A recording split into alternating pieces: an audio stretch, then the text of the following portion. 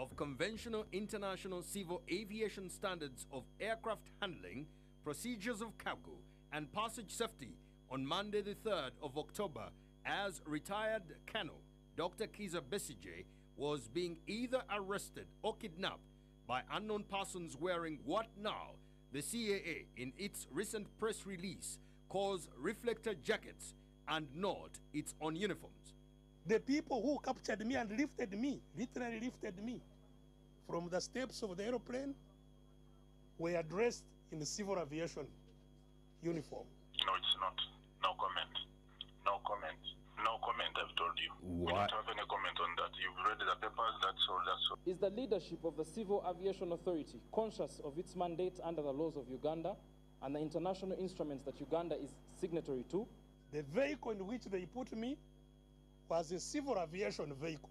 Furthermore, established protocols of immigration were flouted as deviant and barbaric.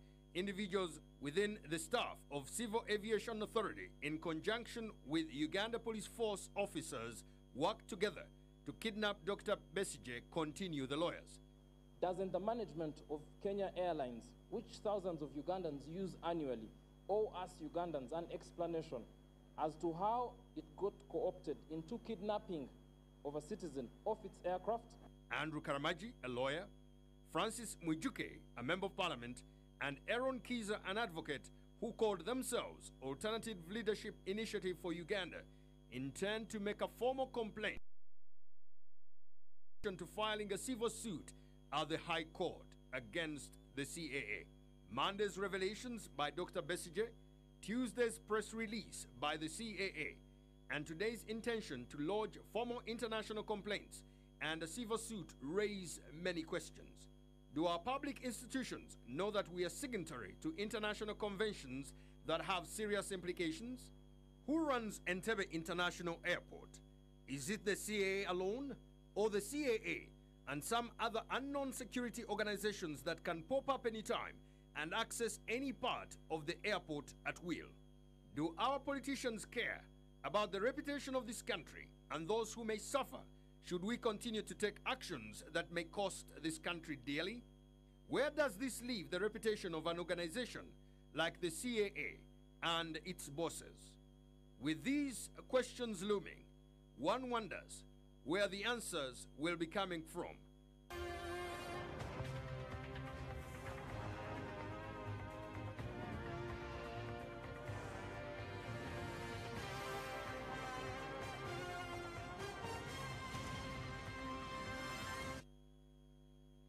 Back from that clip, this is the front line. My name again is Charles Odongso, and this is the front line. Let me start by introducing the frontliners. Norbert Mao is back.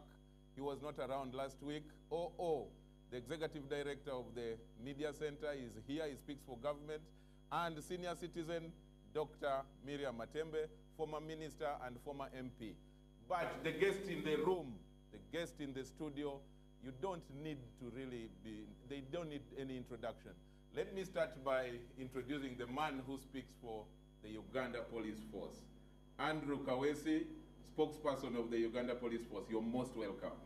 Pleasure. And how is work going? Very well. You're good yourself? I'm good. It's about 2 months since you last. Peaceful. You know, you are an important person to the front line because you were one of those who ushered it. And so you are pretty far from me now. yes, because you're I'm honored to be here again. But lastly, not of the least importance, a man who is making police work really of a headache. He decides to work, and the amount of security probably bigger than that of the president. You can never know when it is bigger. Dr. Kizza Warren Besigye. He is a leader in the FDC, a former presidential candidate a number of times. Doctor, you're most welcome. Thank you very much, and very excited to be among the frontliners today. You are a frontliner today. Thank you. The last time we checked, you were a colonel and you were in the army, you were at the front line, but this is the NBS frontline. You're most welcome. Thank you very much, and a very good evening to all the NBS listeners and viewers out there. Welcome back, and you have been away for some time. Let me start from, coming back. Are you really back, officially? Well, that is another one of the mysteries of our systems, because whereas security is indeed, immigration is part of security to ensure that once you come in, there is evidence of your coming in. Once you go out, there is evidence of your going out. I am here having traveled outside, but not recorded to have come inside. And have you had your passport signed maybe by today, if we don't? Absolutely not. And it's not yet signed. I'm not about to, get out of my way to go and get my passport stamped when. And Andrew, what would do you look at Besigye as someone who is back? What would you say as a security person? Because his papers are not signed, his documents are not signed. He didn't go through the terminal. What do you think? Well, I think he's back because he's physically here. When will we say? How will he go away next time? Well, because his papers but are not I signed. think we are just looking at a small component of immigration. When people travel, actually, it's not the stamp that matters. What matters is the manifest. The manifest. The manifest indicates all passengers on board. Right.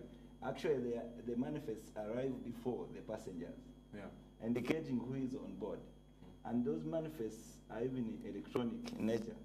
So they are fed into the system of immigration. By the time you bring your passport, it's already just a confirmation that actually you are physically there.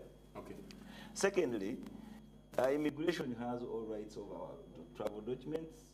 They can recall the passport from him and stamp it. And if stamp they find it today? Which date would they use? They can still stamp it. Back date? No, I don't know what they will do. But the document is not a private document. It belongs to the government of Uganda and under the custodian of the immigration. It belongs legally to the government, and anything done to it must be within the law. And I'm wondering if it is recalled. Have they called you back? Have they called the document, your passport? No. But you have your passport with you? Oh, yes, of course I do. And your luggage? Not yet? No, my luggage eventually came. Your luggage Thank God, eventually. And not tampered with? Well, I don't know. Personally, I never put locks on my baggages because it makes no sense these days, not only here, but in the era of terrorism. If you lock your bag and there is something maybe scanned and suspicious, they would still have to break the locks. So I never lock my... Now, there is still confusion, and I guess our listener out there would want to know the truth about what happened at Entebbe Airport. CAA, I'm in possession of a document from Civil Aviation Authority here, and they're saying it is therefore not true that a CAA vehicle or staff uniform were involved in the alleged exercise. And this is signed by the Public Affairs Department, Office of the Managing Director, Entebbe International Airport, a gentleman called Vianney Luja, who manages public relations. And this is dated yesterday. They are saying that no official of theirs, got involved in. Who exactly picked you from the plane steps or the tarmac? I quite obviously don't know who is who. I can only tell by what labels they are using. I can only say he's a policeman because there is police written on his chest. And the flag, you can tell it is Uganda? Yes, so I think it's Uganda police. Now the fellows who grabbed me from the aircraft had uniforms written on CAA. You clearly saw CAA. And also took their photographs written on CAA, Civil Aviation Authority. And the vehicle in which I was put had blue number plates. White on a blue background, sort of. They're usually in white, and then yes, maybe. Yeah. Those, I don't know whether they are for corporations or whatever. Yes. And if my mind serves me well, I think the registration number was UAR 487Y. It was orangish in color with a checked kind of pattern on the vehicle, crosses. I can be advised, I don't know, I can be advised who the owner of that vehicle is, whether it is a police vehicle or who owns that vehicle. Good. And of course, I'm not the only one who saw the vehicle.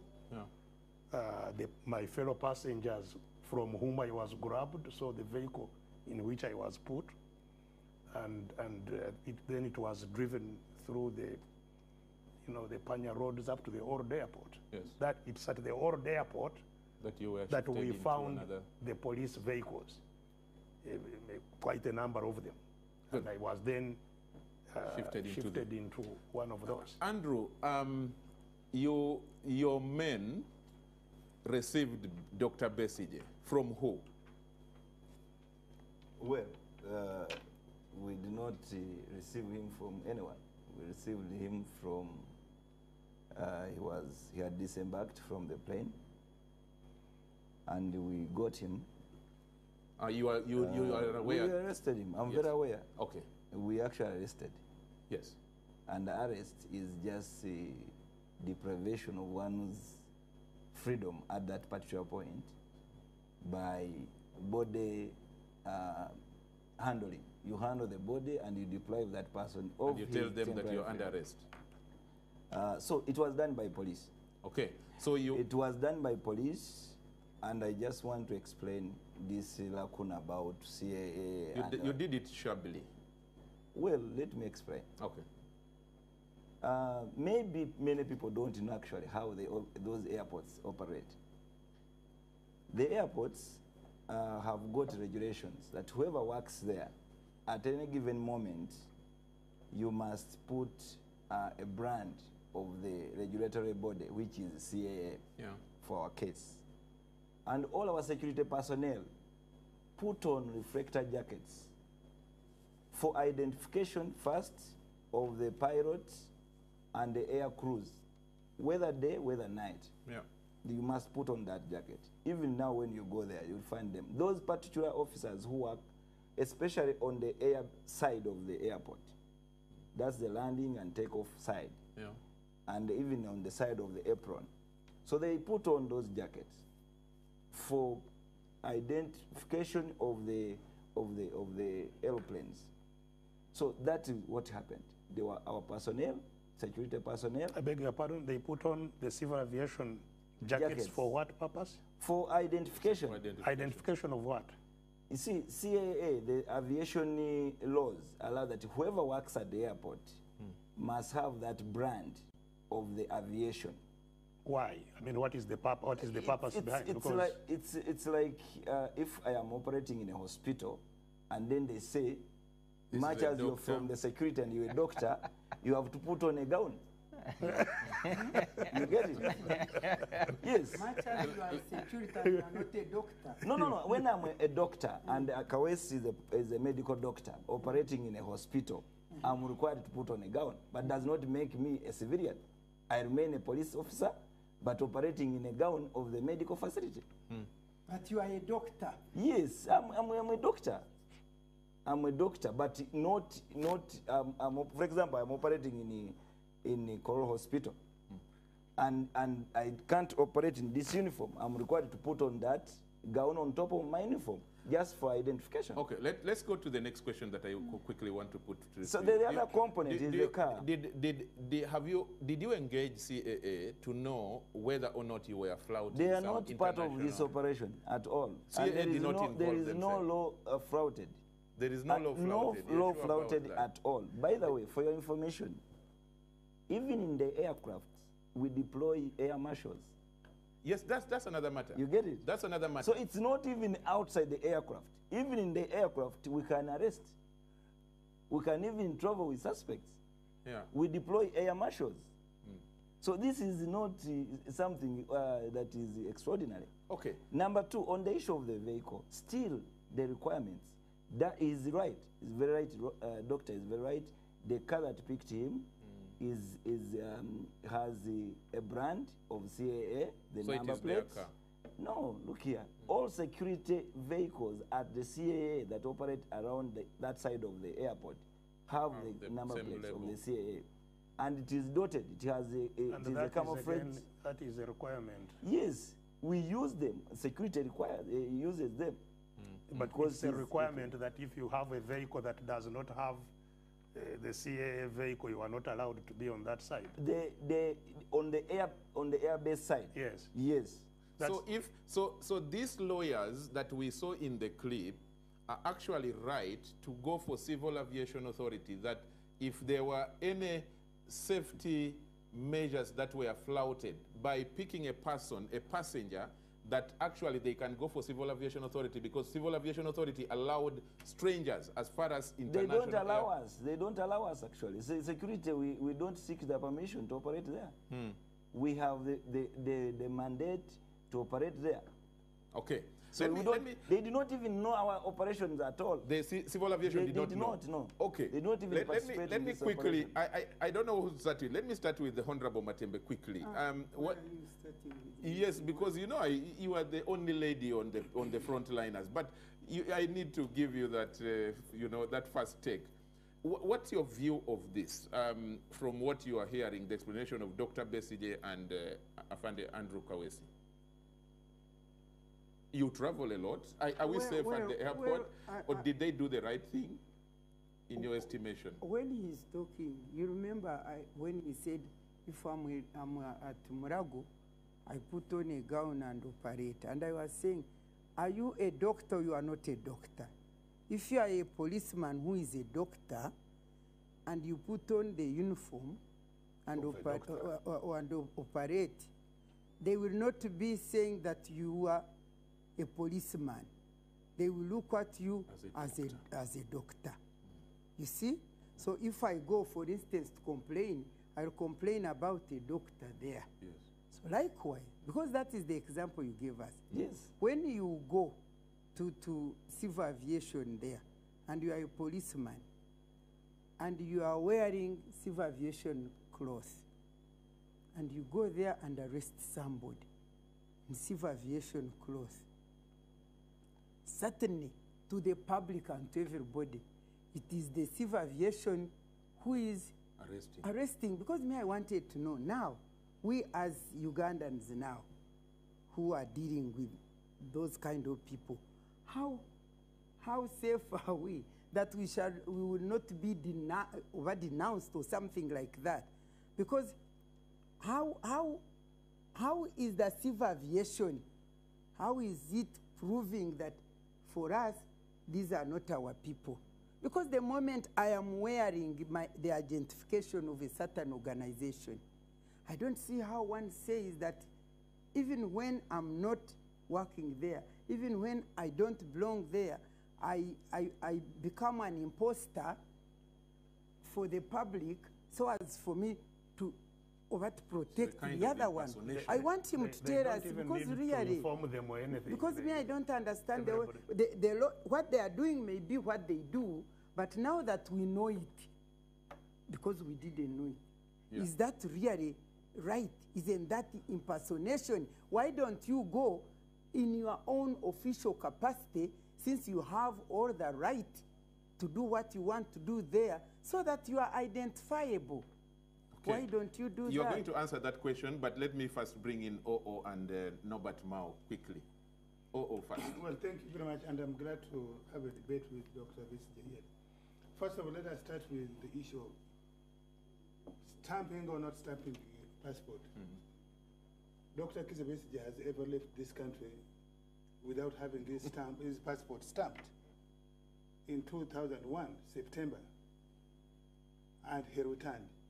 I think we can apply the same principle that he went out, his passport was never stamped, but he returned. That's a good one, yes. He returned. And so the legalese of whether the passport belongs to him or to the government really doesn't count. The material fact really is he is physically here unharmed. And that's what is important. Yes. And the state, of course, reserves the right to make variations when they record the passport or whatever. By the way, you do recall that when Dr. Olarotono returned, yes, he returned without a passport, or rather he refused to surrender. Nevertheless, immigration allowed him to walk through. His returning and his physical presence in Uganda has never been disputed merely on the basis that he never presented a travel document. Good. And so that is a settled matter, in my view. The other one is about the manner in which he was handled. I think Settled by precedents or by law and regulation? well, by precedent, by law. By law. I want to believe that the fact that he was allowed in, there's a law that governs that you can admit somebody who has no travel document if you can make verification. Yeah. Two, the issue of personnel at the airport. Yes. The airport all over the world is a sensitive environment, Sure. but also Dr. Kizza Besigye knows that there are multidisciplinary institutions at the airport, like many other places. There's the official UPDF, for example, at the airport. There's immigration, there's police, there's internal security, there's external security, there's revenue authority. Now, I want to believe that within the management system internally, even when they put on reflector jackets that are of Civil Aviation Authority knows who belongs to which organization. And therefore, when police arrest Dr. Kizza Besigye, I'm sure internally Civil Aviation knows who actually is doing what. But they are not even informed. But they are denying. They don't even. Yes, and they don't What have do you say even- about their denial? They even don't have to be Yes, informed. first of all, I don't think they are denying. They're simply making clarification. Now the issue of whether or not police acted outside the law. They are saying it is not true that a Civil Aviation Authority vehicle or staff uniform were involved in the alleged yes, exercise. They are saying yes, and I'm not saying- any of those. Yes, and, Besigye is saying he saw their label on the shirt. And Afande is saying, I saw their car. Yeah, let me ask you. We use their car. Let me ask you. We have Civil Aviation reflectors on border riders around Entebbe municipality. For purposes, I think they do it for promotion, public relations. Is that what happened? Yes. Can you say that those motorcycle riders... No, let's talk about this matter. Let's not talk about generalities. Yes. So I'm simply saying that Civil Aviation Authority is not denying. They're simply clarifying that Do you want to go that direction? Yes. The Civil Aviation is not denying. They're simply making a clarification that yes, people use our reflector jackets, but those who use those reflector jackets, not all of them are Civil Aviation staff. That's simply what they're saying. Good. Okay, we shall come back if need be. But Honorable Mao, what's your take of this drama at the airport? I have read the press release of the Civil Aviation Authority. It's the most nonsensical attempt at public relations ever conceived. The operative word there is that not everybody who has civil aviation label or uses civil aviation vehicle is civil aviation. I personally think that is very dangerous. When will it end? Soon, you will tell us that not everybody who wears a anyway, we know some UPDF wear police uniform anyway. Even civilians. But what happened to Colonel Besigye should be condemned by anybody who believes in the rule of law. I'm a lawyer. It is okay. The police, either through Interpol, the police is everywhere, in the air and so on. But there is what is called due process. I am concerned that the denial of due process to Colonel Kizza Besigye in the following way. First, let's accept that the vehicle does not identify you as police officers. The reflector jackets with CAA labels do not identify you. But surely it is within your duty, knowing the person you are confronting. I think I'm really offended by even Guzman, the drug lord, is arrested with more dignity. Even Noriega, even all these great criminals that have tormented the world are subjected to the due process of the law. it would have made sense for you to appear, face Colonel Besigye, and say, I'm inspector or whatever, so and so, and you are under arrest, and these are the charges. You know, the way you are behaving is as if you have declared a state of emergency around Colonel Kizza Besigye. That wherever he is, there is a state of emergency. I don't know the radius of the state of emergency, but that's the impression I'm beginning to get. Okay. And so we should rather let him explain. You have arrested somebody. So from arrest, you should take somebody before a judge or a magistrate. And it is important for you to state the offense. He had been all over the world talking to Ugandans. And we are in politics. I know we are facing a cartel called NRM, which does not like competition. So anybody who threatens to be competitive is a problem. He is returning to the country of his birth. And you say you arrested him. I want to hear the charge. I want to hear the section. I want you to quote the law now. You are an Assistant Inspector General of Police. We are not just going to sit here in the front line and listen to you trying to talk as if you are talking to a bunch of kindergarten kids. We are not a bunch of kindergarten kids. In fact, personally, I'm so annoyed with the way you are responding. I really thought you were going to say, this is the suspicion we had, this is the nature of the offense. And now, you are just, the arrest, first of all, was unlawful. Have you ever heard of an unlawful arrest? For you think the word arrest means it is compatible with the law. There are also unlawful arrests. And I really urge these lawyers who have been making statements, let these statements just be empty threats. This time, we should really pursue this. This is a former presidential candidate. You don't have to like him. You don't even have to love him. But the truth of the matter is that since you call an election, you call upon Ugandans to make a choice. Now, you're now going to make it even more plausible that he actually won the election. Actually, the more you conduct yourself that way, the more you seem Honorable Mao, the more you seem to justify that. Hold it at that point. Me, I thought nobody got over 50%. Afande Kawesi, you are supposed to respond to some of these issues they have raised. I'm going to give you that time, and I'm going to also allow Besigye to ask you a question or two. But let's first go for a quick commercial break because we need now. My people are telling me that they want to hear your response. But let me.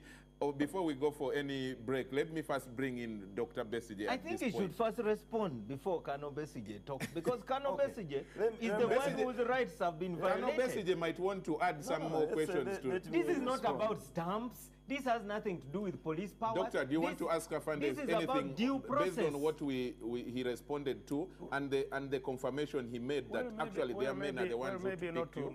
Maybe not to ask, but simply to say that what the Honorable Norbert Mao is saying is certainly the case. You see that powers given to police must be exercised in a very specific way that has been prescribed. If you are arrested by somebody who identifies themselves to the person being arrested. Nobody told me who these characters were. They just grabbed me, put me in these vehicles, put me in other vehicles. Up to now, nobody told me who they are. And they took you home straight. They entered the plane and yes, identified you. No, I was coming. I came down myself. Now, two, he's the one I'm hearing who says I was arrested. Nobody told me I'm even under arrest. Nobody. Three, if you are under arrest, you know what you must say. You must tell the person arrested their rights. You are now under arrest. These are your rights. You can choose to keep quiet, or whatever you say will be used as that kind of process. Whatever whether you are entitled to get visitors, whether you are where you are going to be detained. And there's a police post at the airport. You are explaining what is going to happen to you under your detention. Nothing, just grab, take, throw in the car, and as if, you know, there was some kind, whether I am some kind of, you know, either I'm about to explode with some dangerous substances or things like that. But this is, you see, part of a very systematic way in which the police has, and other institutions of the state have become rogue institutions. Because, and this is the question maybe I'll put to Mr. Kawesi, even now as we live, you know that my home is barricaded. Anybody coming to my home must be checked, must be interrogated and registered in a register. Their identities, their telephone numbers, you know, everybody that comes into my home. When I want to get out, they say you cannot get out. And he knows that I stayed at home for months. But they allowed you to get out today?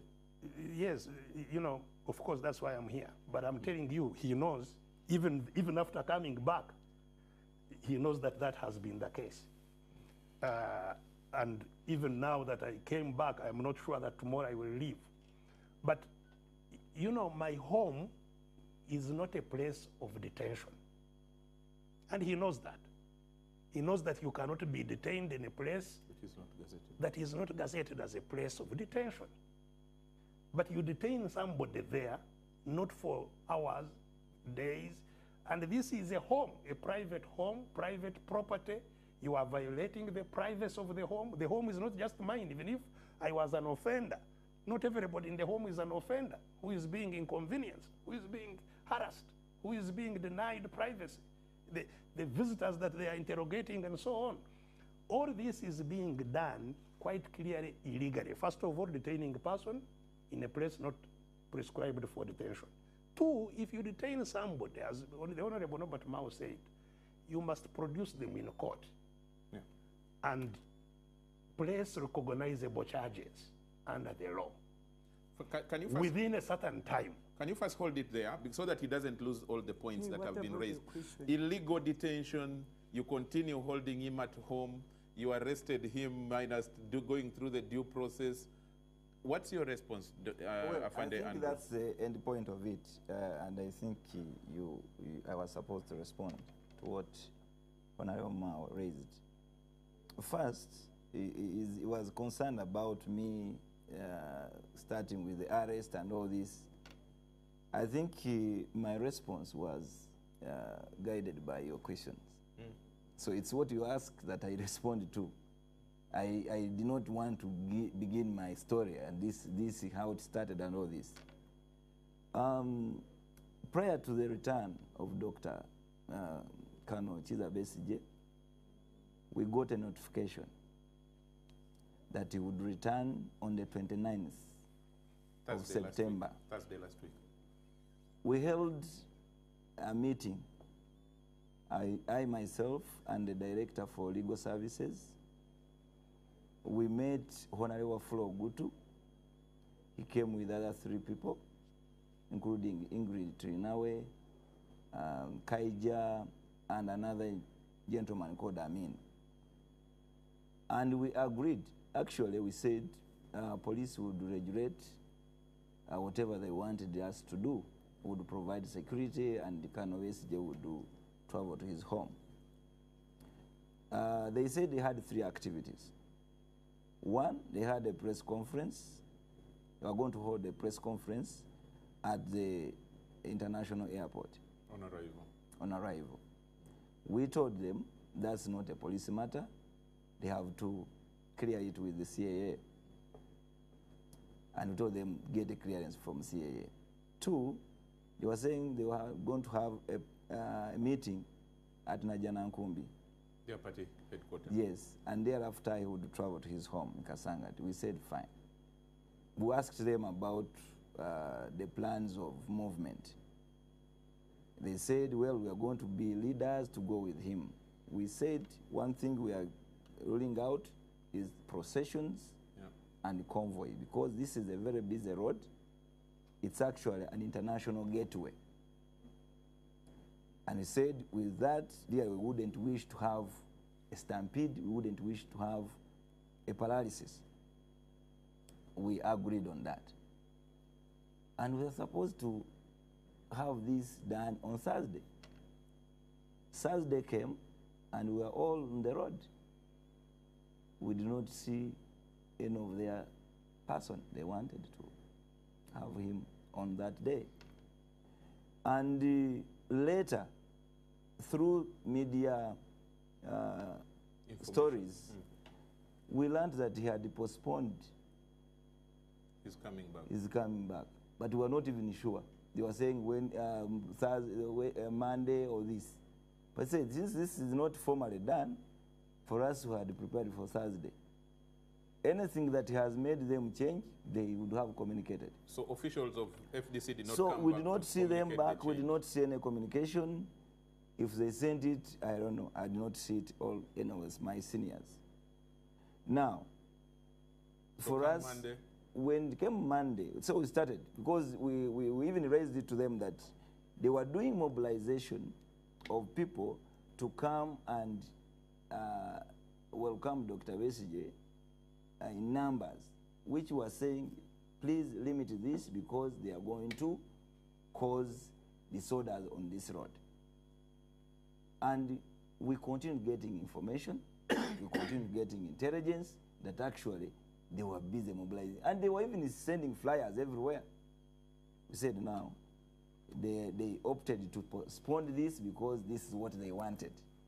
And we concluded on that. We said, we have to do what we call a preventive measure. Wouldn't you have allowed? So, no, just wait. So our action, our plan of action was now, let's have Dr. Besigye on arrival, get him out of this situation, safely take him home. We did that. He arrived at his It's home. also called an arrest. Yes, it is an arrest under preventive action. And then you take him home and... Yes. Do you mind quoting the law? Well, it is provided for under the laws of Uganda. I can quote. I can even actually give you the Rio Act. Yes. You after here. It's like a person quoting the Bible and he says it is between Genesis and Revelation. Well, let me not be specific. I may not quote the exact clause, but the law is there, and this is not the first time we are applying it. But surely, you apply it all the time and you don't know it right now. Please, supplementary question. Miriam, I think you may not recall everything you have, but the issue is, it is lawful. We arrested him under preventive measure because of that background, and we took him to his home. I have explained how we operated at the airport, and that is the position. So, this issue of saying, and by the way, the officers, the personnel that arrested him, this is now their word and his. They say they actually told him, and actually even asked him about his passport, and he told them that the passport was in his luggage. That's what they told me. Okay, let me. That goes on to. So that, but it is a word. It's a word against his. But all said and done, he was arrested under preventive measure. We took him to his home, and he safely landed to his home. He is safe. So and all activities that had been mobilized to really cause all these disorders, on the 3rd, they just collapsed naturally. So is it lawful to detain me in my home? Okay, I come to that. Let's move to that. Let's move to that. I come to that particular point. We don't detain you in your home. And I want this one to be very clear. Dr. Besigye, whenever you come out of your home and you have security reasons to put to you, we talk to you and tell you, we have this, this, and this. And we say, we give you option. Either you want, if you don't, if we are going to arrest you under this section of the law, or you have an option to go back home. When you choose to go back to your home, we leave you stay in your home. So you... When you resist, we have always picked you and charged you accordingly. So that's the position. Let's first go for a quick commercial break now, and then... This is Charles Odong, so it's getting interesting here behind the scenes. But this is the Frontline, and welcome back. The Frontliners are here, Norbert Mao, OO, and the Honorable Miriam Matembe, together with our guest, Andrew Kawesi, the spokesperson of the Uganda Police Force, and the leader of the Forum for Democratic Change, the former presidential candidate Kizza Besigye, is here live with us at the studio here at NBS. If you want to join in this debate for a comment, to ask a question or state your opinion, the contacts are on Twitter. You can get us at NBS TV, on Twitter at NBS TV, and then on hashtag NBS Frontline. But you can also join this debate on Facebook by sending a message to NBS Television, where you can actually watch us live as this debate is going on. Before we went into the break, we had touched on the issues of CAA and police and the drama. Let's now move into something related. Doctor, you have complained that you have been kept, at home unlawfully. But we all now know that the issue for which you are being kept, police might be acting unlawful, whatever you choose to call it, and they're here to respond to that.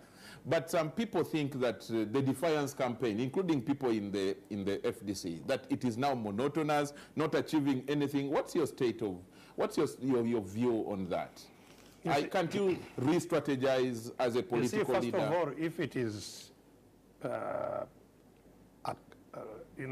an approach or a strategy or a method of struggle that is ineffective, then nobody should be worried about it. Least of all, the coercive forces of the state. Why should they be worried about something that is ineffective, that is not working? They wouldn't be worried at all. Why would they be containing me in my house, even breaking the law in doing so? You see, non-violent struggle, which is the other name for defiance, it is called non-violent struggle. It's a struggle, it's a form of struggle. To struggle, in our case, to change a political system. It's not a struggle to change a government. It's not a struggle to replace a leader with another, which is what sometimes people miss. Sometimes people think that there is some kind of a democratic dispensation, and that there is political competition, and that therefore this defiance is something that is not applicable because we are competing, there are elections, you should campaign and win or lose. You see, if that was the case, and I get always actually, amused by people who advance those arguments when they are the same people who took up arms after an election. That they didn't win. That they didn't win. They went into an election. The election announced the results. There was a parliament was sworn in. Now you hear them say, if you are dissatisfied about the laws, why don't you go to parliament, convince parliament to change the laws, you get reforms. If you don't have the numbers, that is democracy. You don't have the numbers. Why did Mr. Museveni go to the bush? With yourself? I followed him there. When there had been an election that he lost, he participated in and lost. Why? Why didn't he go to parliament to cause an amendment of the laws? Because in a dictatorship, institutions of government are not accessible to the ordinary citizens. They are controlled by the dictator. It's like now, talking about parliament as a people's parliament. It's not. It's talking about this police as a people's police. It's not. That's why people see the police and run away from it. People don't run to the police, they run away from the police. That's a fact. So once you have institutions of government that are not institutions of the people, then political processes cannot be mediated through those institutions. And so a struggle, people start struggling to reclaim power, just in the same way that Ugandans struggled to regain their power from the British, who were ruling us and who had colonized us. So the method you use to struggle, and people who reclaimed our country from the British used non-violent struggle. Actually, they used defiance and defeated the British with the defiance. Boycotts. People were organizing boycotts. That's the defiance. Non-cooperation. They stopped cooperating with the colonial administration. And once citizens are organized and aware of what their situation is and want to change it and stop cooperating with the regime, that's the end of the regime. That's why defiance cannot be defeated. It is the non-cooperation of citizens within a regime. Once they stop cooperating, you are finished.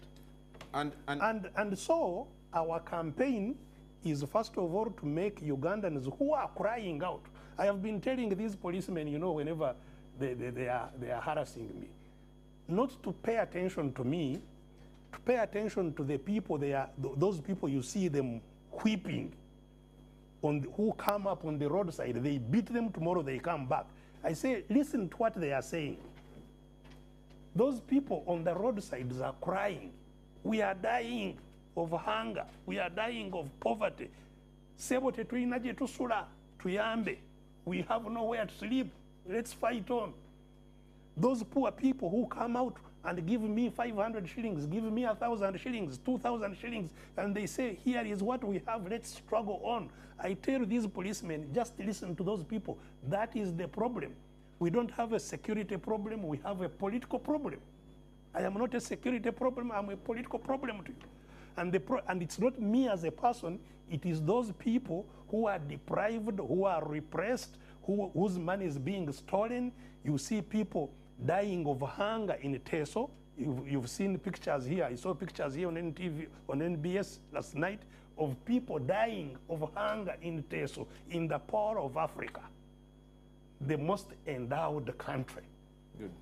When money is being wasted in keeping hundreds of soldiers on the roads and in my home and I don't know what, to guard against Besigye linking up with those people to express themselves against the regime. So non-violent struggle or defiance is simply a population that non-violently rejects cooperation with the state. Cooperation rejects the state and brings it down by their actions, their coordinated actions. Maybe at that point. And the critical thing about non-violent action is that it's legal.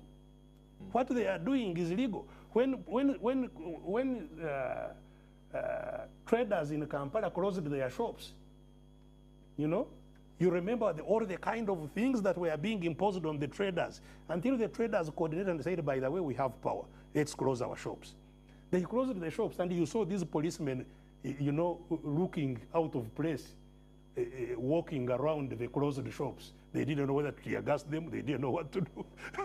And in no time, the government was on its knees because there was no money going to the treasury. Let me ask a following question. That is the defiance. Yes, that's granted. But let me ask you this question before I bring in OO.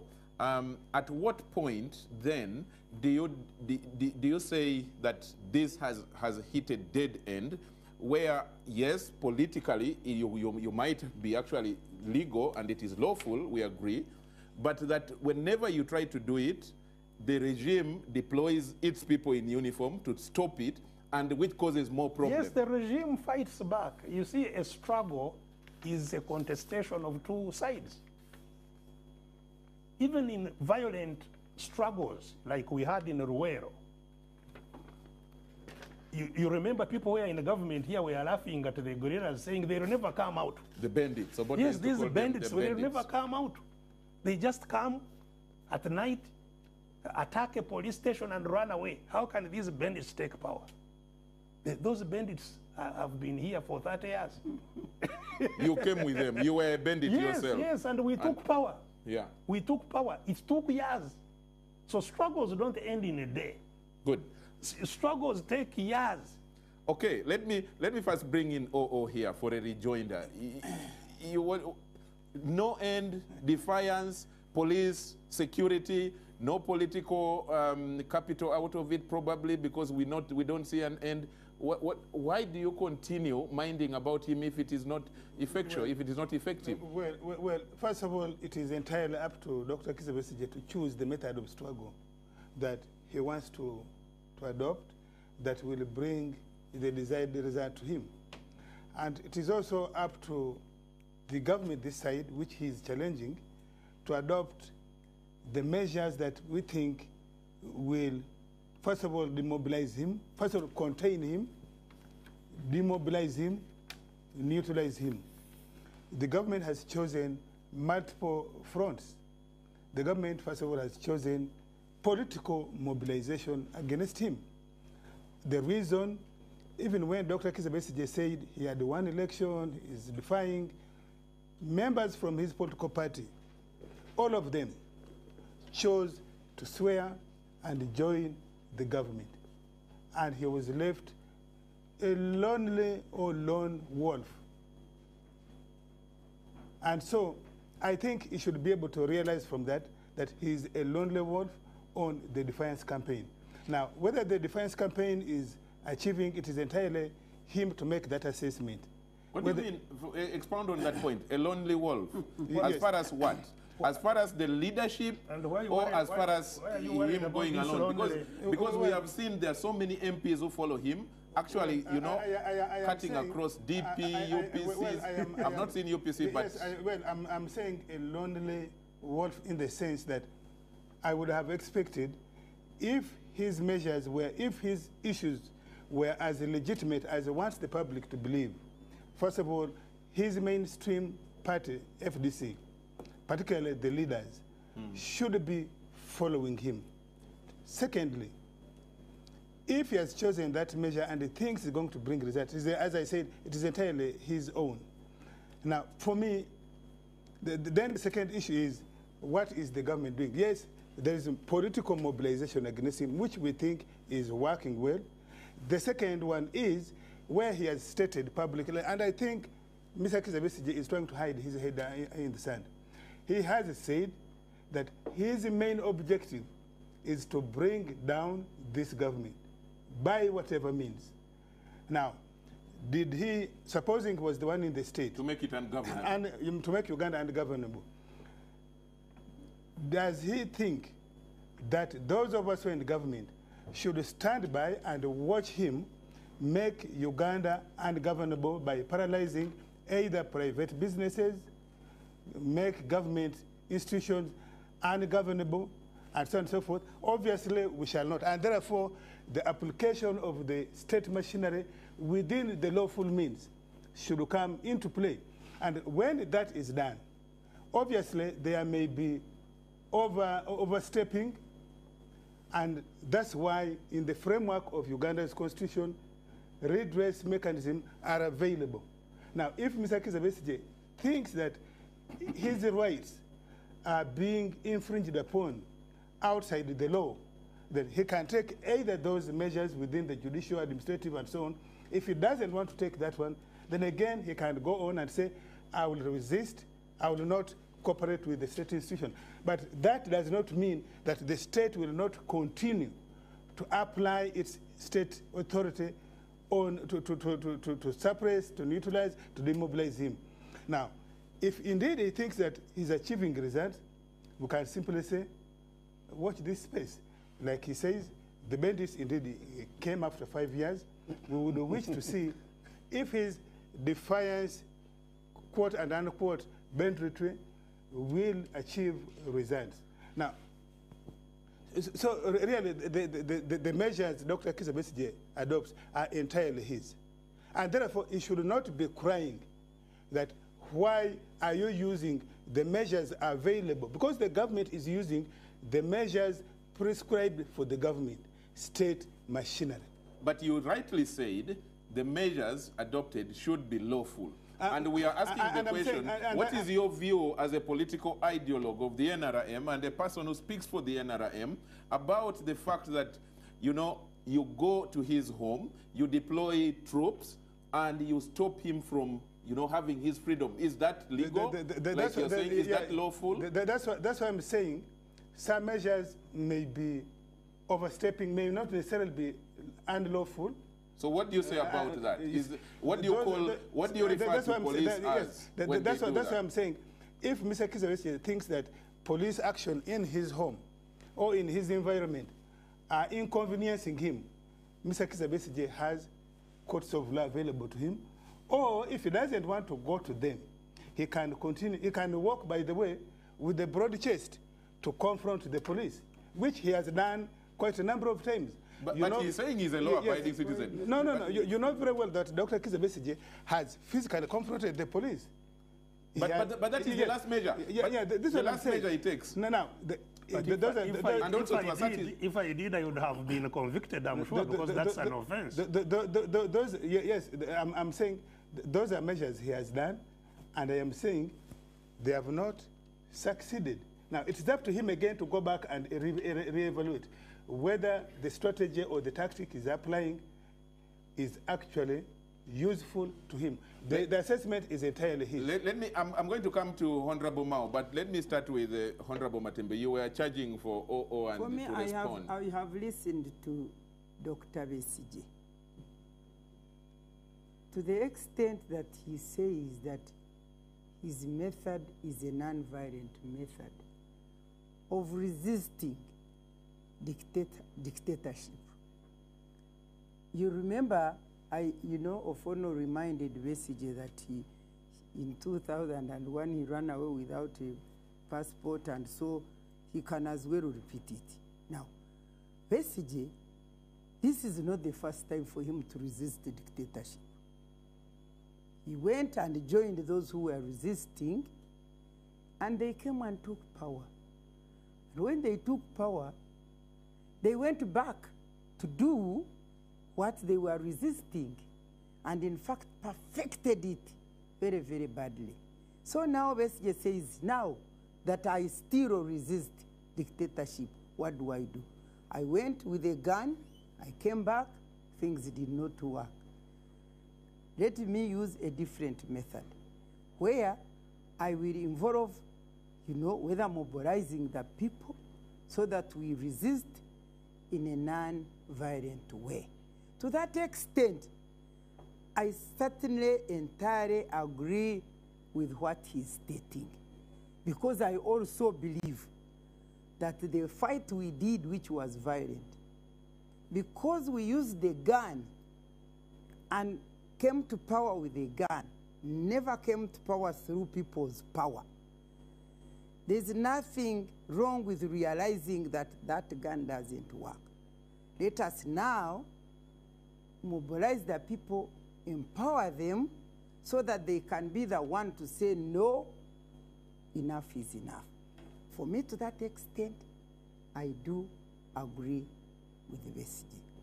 But now I come to the contradictions of Ofono Opondo.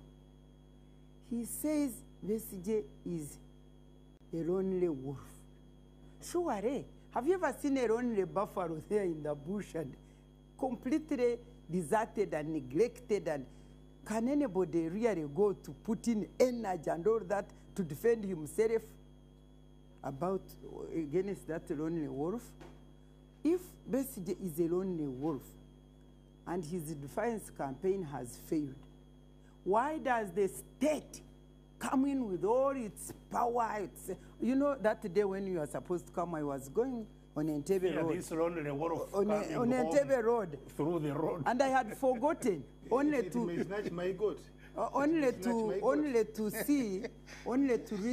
the FDC office, That's when I realized, there were about 10 of these Besigye's vehicles. I called them Besigye. You know, your vehicles came and arrested the women and took them to your Chira thing where they usually take you. Oh, yes, I heard about I that. had to follow them When I was abroad, to yes. get them out. So I saw all these vehicles there. I said, hey, what? Oh, Besigye is supposed to come today. Now, why is it that they make sure that Besigye is illegally arrested and denied his freedom of movement? Because the cause is not Besigye. Besigye is a symbol of a cause. Because when he gets out there, all those people whom you are saying have left him alone, they all come. And those are the people you are fearing. In fact, you are not fearing Besigye. You are not fearing Besigye. You are fearing people's power. Okay. For me, I wanted to say, hey, you take me off quickly, or phone took so many minutes. I want to say, for me, I want to say, as the public of Uganda is listening, surely, why doesn't the government realize reality? If it was not, if it was not Museveni who went to the bush against these things, I would understand. But this is a man who saw dictatorship and said, no, enough is enough. And he went. And I told him at Chankwanzi, I said, you know, when you went, here right now, there are people who are now like you. I said, if Obote had allowed and you took over, you know, like the powers in Uganda, we wouldn't have had the Ruwero War. We wouldn't have had all that. And I said, even right now, after serving your 20 years, there are people here in Uganda who are capable of getting the power from you, and you achieve what you had gone to fight for. Good. So, me, I want to challenge them. Do they think that when they keep... You want to challenge the government? The government. Ofona is not the government. No, tell him he speaks for them. I'm telling the people who are hearing me out there, the government. He is not part of... He is part of them. You think I don't know government? I want to be cool these days. Do you think I don't know government of Uganda? was once part of government. You don't know? Yes, I was, by the way. I was, so I know what government. It is not Ofono Pondo. So I want to tell that government, please realize the reality on the ground and bring in strategies which will meet and sort out and deal with the reality on the ground. Kawes, you think Obote was not arresting people? You think Obote did not torture people? You think he didn't? He did all that because he failed to realize the people's cause. It is not Besigye. I want people to distinguish Besigye from the cause of the disgruntled Ugandans, of the poor Ugandans, of the suffering Ugandans, harassed and intimidated Ugandans, sick and hungry Ugandans, and know that that is the cause. By arresting Besigye, they are not arresting the spirit. Honorable Mao, you pick up from where Matembe is saying. By arresting Besigye, you are not addressing the cause. But we have not seen... arresting the spirit. But we see that when Besigye has not been around, what can I call it? The verve, the energy, that, you know, the zeal or whatever energy that you can, whatever you can call it, has always gone in a slumber. You, the opposition people, have not come up, or probably you have a different approach. What's your view? Can you tell an active volcano by looking at the mountain? Sometimes it even has ice on top. Probably it erupts from inside. So I think let's stop being superficial. Those who design democratic systems designed it such that there are those who are in control of the state, enjoying legitimacy based on a term limit, and through processes that are defined as free and fair elections. There is also supposed to be opposition. Now, the reason why it is important to challenge the system, and I think that's an important word to use. Now, the person who personifies the system, of course, is Yoweri Museveni. he is a man. He has a machine, of which the Kawesi, Assistant Inspector General of Police, are part of the machine. And there's a mindset among Ugandans, a mindset of fear that is unchallengeable.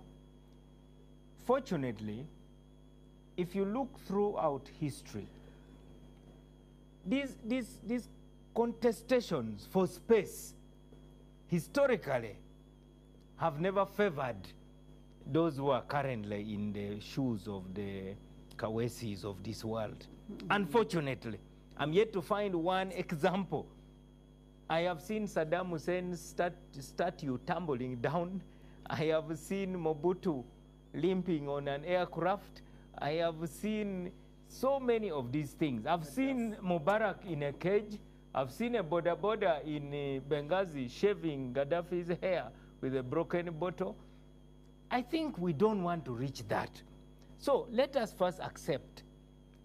Don't we love our country enough to accept that it is big enough for all of us? The opposition is like a brake, Afande Kawesi. If they told you that a vehicle you're about to enter has no brakes, would you really enter it? Of course you don't go forward by stepping on the brakes, but the assurance that there are brakes in case they need to be applied gives greater legitimacy to any system. Now, to defiance. I have been thinking deeply about this defiance. I also wrote about it. I think where we have a problem is where we mix up defiance with office seeking. You know, office seeking actually doesn't have a lot of room in defiance. When Mandela was fighting, he was not fighting to be president of South Africa because he would have been president under apartheid. So Mandela said, I want to dismantle the apartheid system and put in place a democratic constitution. So in a way, we are also trapped by playing the game of this regime. I think we need to go back to our drawing board and really examine ourselves. Martin Luther King was fighting for voting rights.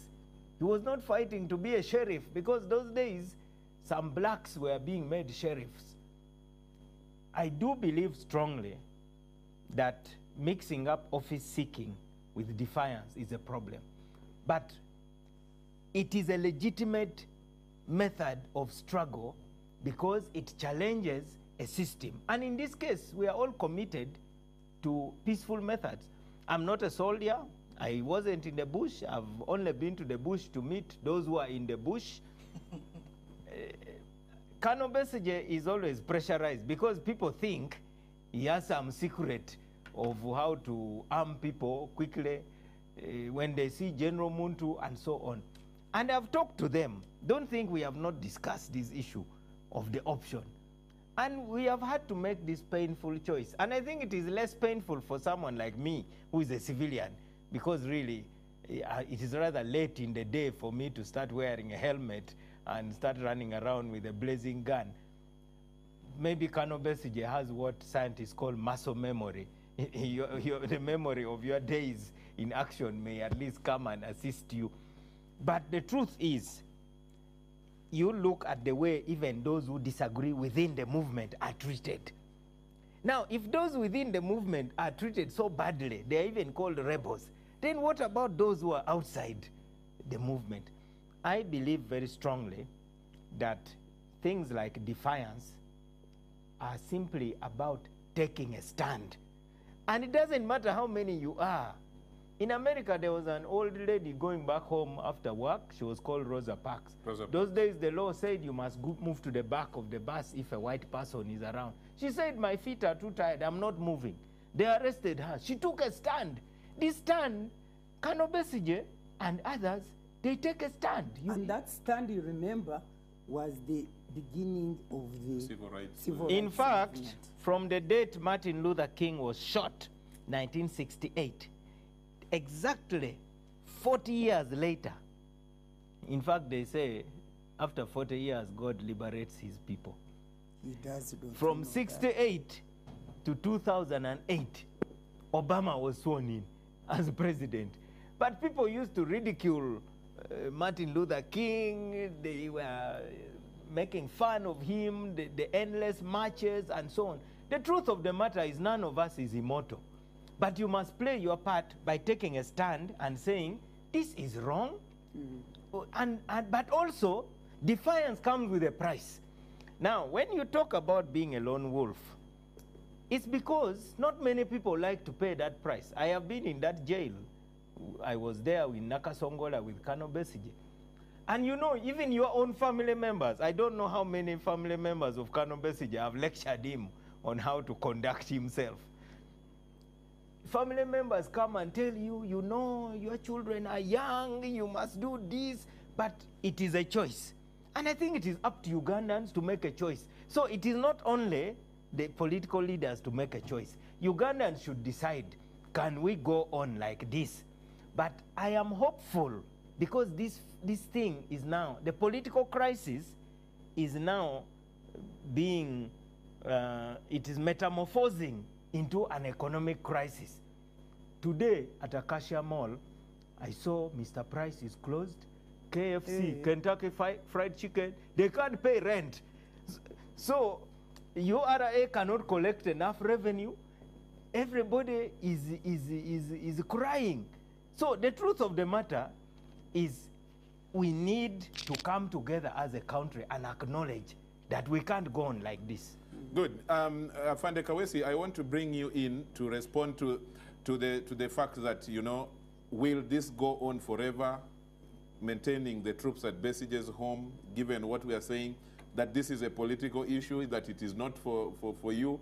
But let's first go for a break, and then when we come back, I'll start with you before we move into another topic and talking about the issue of tapping on the issue of you know, FDC and the issues in FDC, and also touching briefly on Besigye's trip to Europe and America and what it means for the struggle here. Let's go for that break quickly and we'll come back.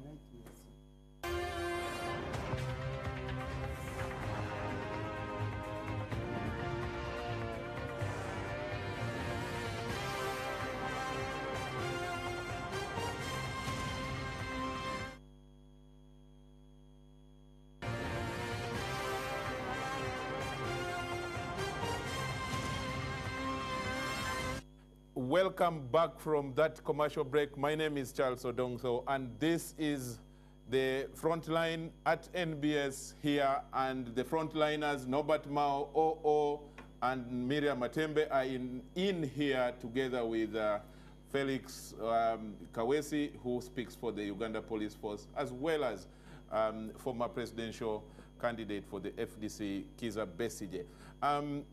Let me, Kawesi, very quickly, I needed you to respond to the issues that had been raised and also the question of how long are you going to take occupying Besigye's home illegally?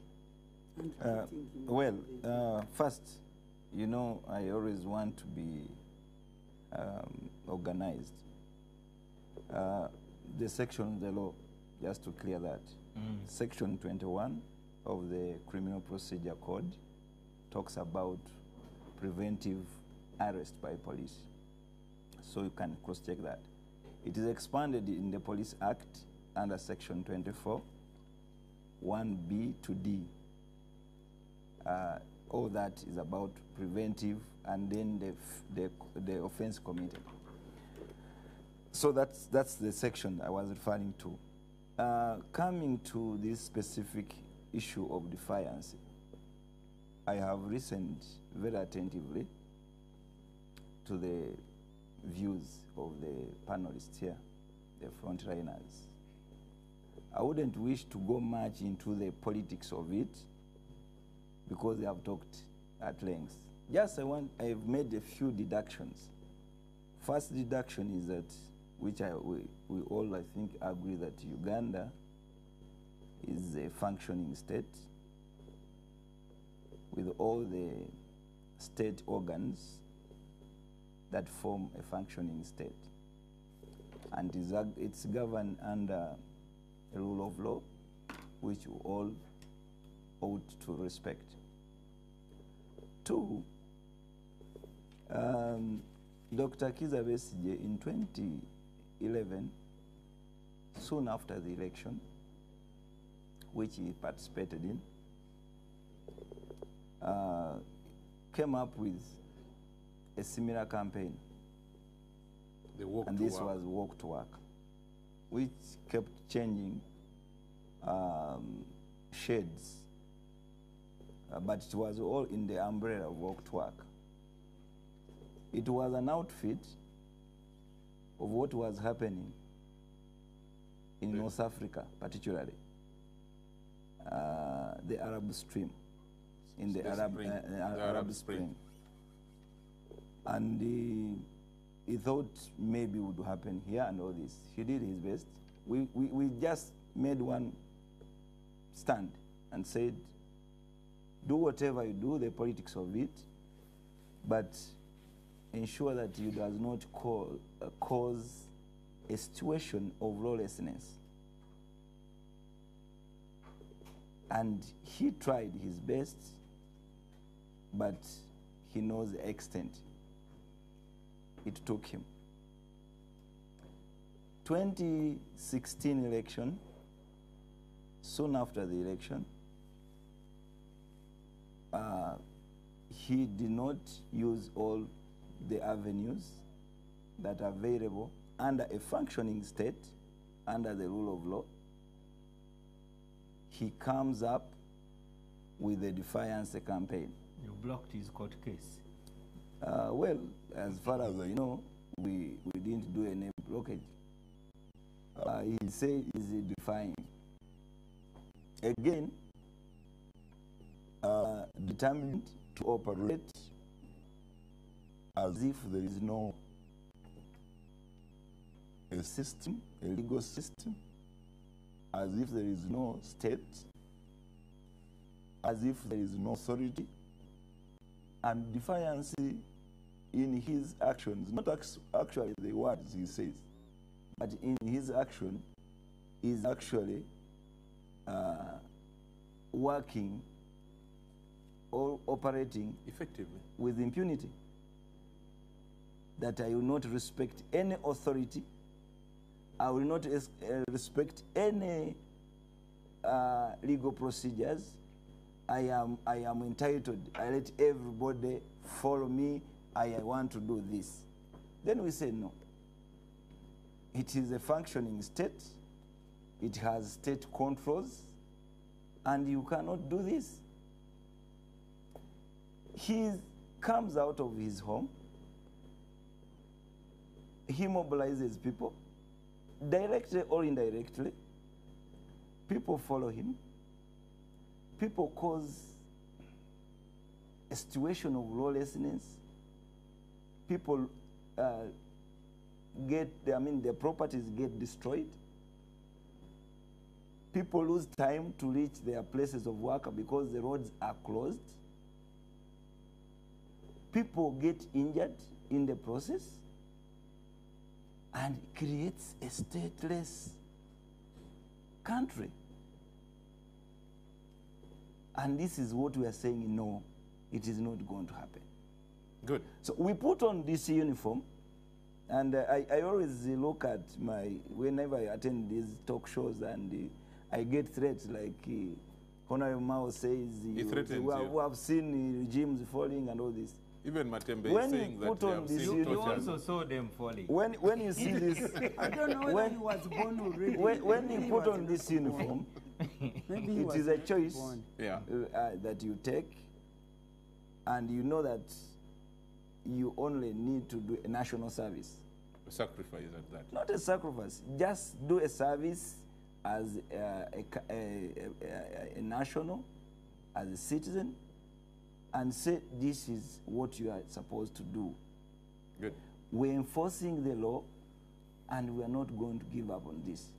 Okay. And by extension of this, just to finish, which I think really puts my case very clear, Dr. Besigye is not going to be allowed to do whatever he wants to do with impunity, to cause a situation that will look to be as if we are living in a country that has no rule of law, a country that has no control of what people are supposed to do, and that is the state. Good. Kano, you have heard that. They're not going to allow you. You have any quick Well, of course, response? we are living in a country that does not have the rule of law. That is why they do institutions that are supposed to be institutions of law and order commit unlawful acts with impunity, violate the law and the Constitution with impunity. You know, I have gone to court, actually, to challenge the actions of these fellows at my house. I actually got a ruling of the court some time back. I now have 2 outstanding cases in the court, one in Kasangati, one in the High Court, challenging what they are doing at my house. Of course, they are not inconveniencing me and harassing me. They are a menace to our village, you know. Mr. Kawesi, you should really bring mobile toilets for your people. Yes, this is a very serious matter. Who are deployed all over the place, who are in our banana plantations and so on, to use. It's only The environmental it's impact only of human and so on. But So, doctor, you enjoy the security around you. let me So improve on how they no, I mean, administer even sanitation. as they conduct the acts of impunity, you should protect, because the others, you have issues with me, but you don't have, I guess, you don't have issues. You shouldn't, even if you want to harass me and terrorize me because I'm challenging your boss. The others should be kept free from this. Their health should be at least considered. Now, let me tell you why you are actually a rogue organization. I'm sure all of you know the invasion of the courts. This has never happened actually the way I think in the world, where not once. Yes. Where is that? Machinde recently. The one in Makindye? No, the High Court. Recently. Forget the one of the High Court. The one of The Black 2005? I know Mambas. that, but even recently. Yes. You know, and to stop court carrying out its judgment.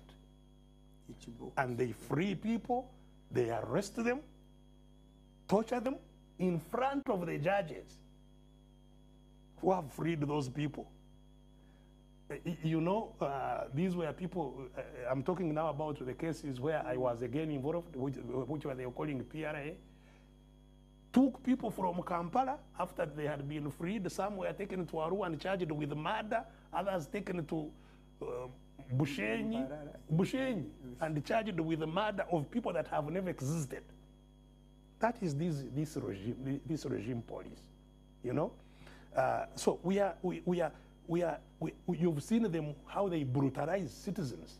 You saw the other one who went off the road and bumped a citizen standing on the roadside, and another one came and stepped on them. This is the institution we are talking about.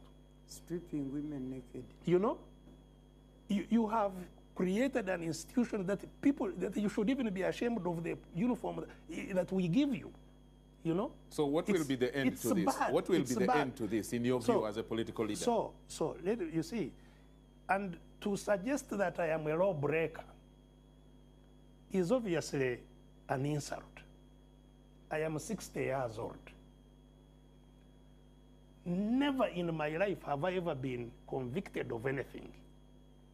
In fact, never in my life have I ever had to defend myself against anything.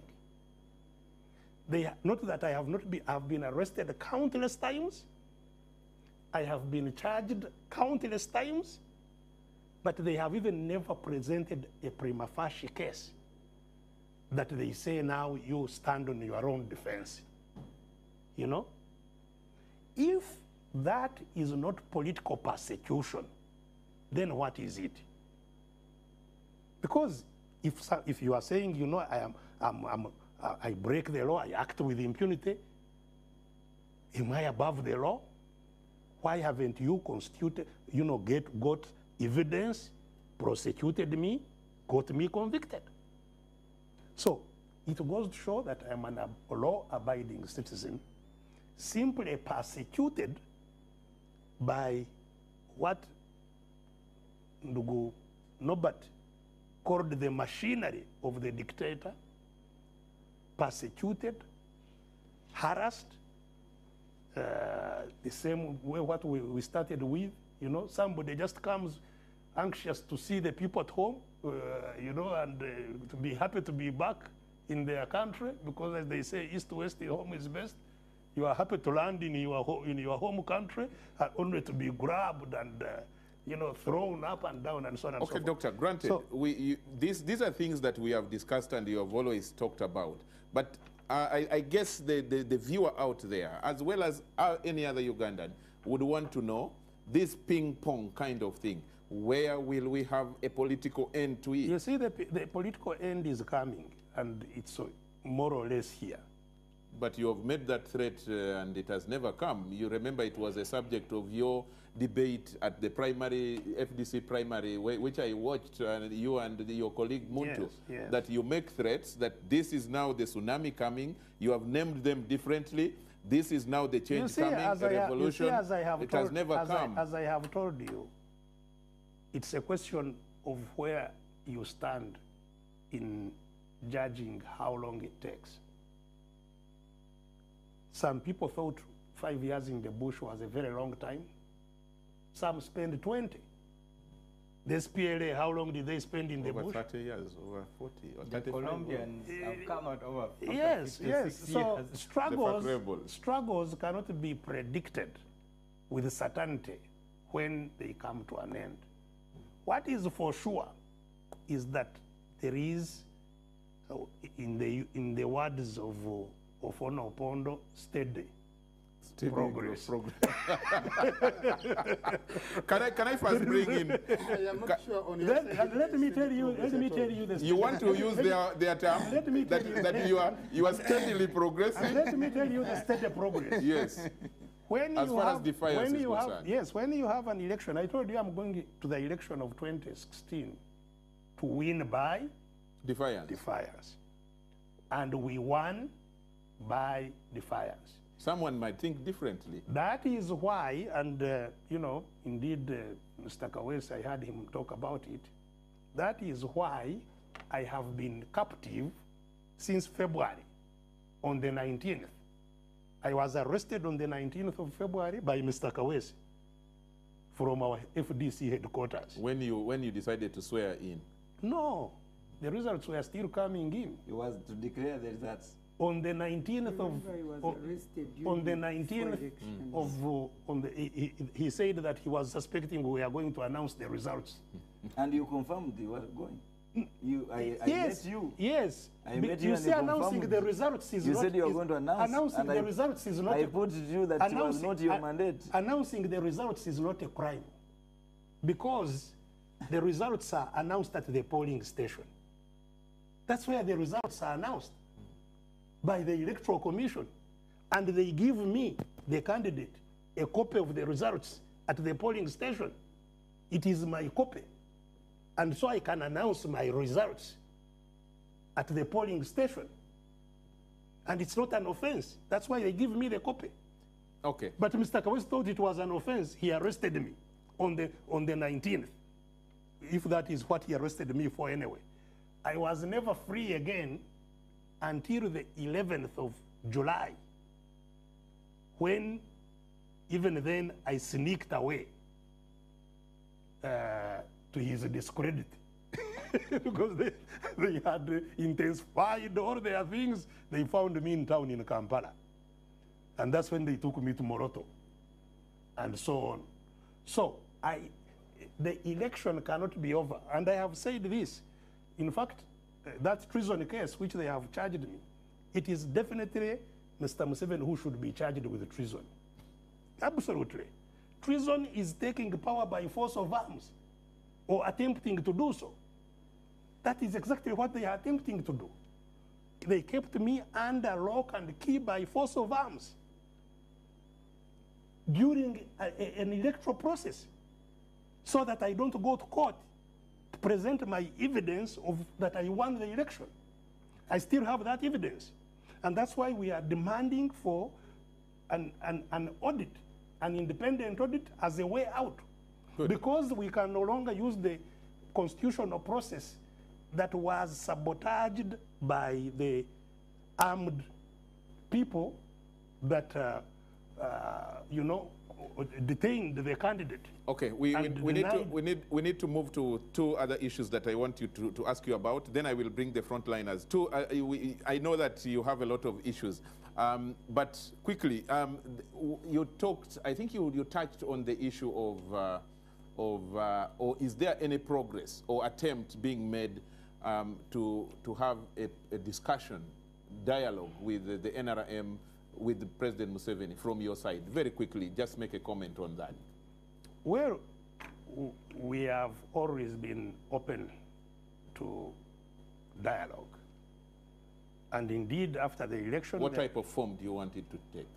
We want or would you suggest? We want it to be a structured, transparent, national dialogue that addresses the core issues of our country under a process that has some guarantees of the implementation of outcomes, under a process that has credible mediation.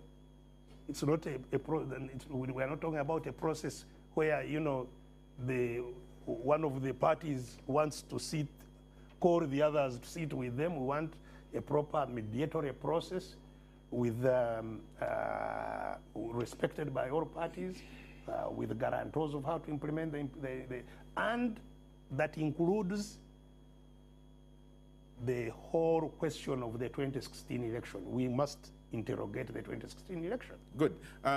What exactly did you go to do in the U.S.? You crisscrossed, the Atlantic, U.S., U.K. for almost a whole month. Yes. So being a long time, of course, it's a long story. I had some time today to address the which is relevant the media on those issues. Well, really, there were two issues. One, to talk to Ugandans who live out there. And they are a very influential and big part of our society. To inform them about what transpired during the elections and subsequent to the election and where we must go now. And basically tell them that we won the election. Are you telling them the truth that you won? Yes, because I have evidence.